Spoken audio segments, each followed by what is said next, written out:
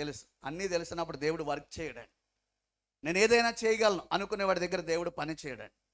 ఎప్పుడైతే నేను ఏమీ చేయలేనంటావో అక్కడ దేవుడు చేయడానికి ఇష్టపడతాడు. నాకేమీ తోచదు, నాకేం అర్థం కావట్లేదు, నాకు తెలియట్లేదు ప్రభు అంటే దేవుడు పని చేయడం మొదలు పెడతాడు. నాకు జ్ఞానం ఉంది, నాకు తెలివి ఉంది, నాకు డబ్బు ఉంది, నాకు అధికారం ఉంది, నేను ఏదైనా చేయగలను, నేను రాజునే, నాకు అన్నీ తెలుసు అనుకున్నామంటే అక్కడ ఏమాత్రం దేవుడు పని చేయడు.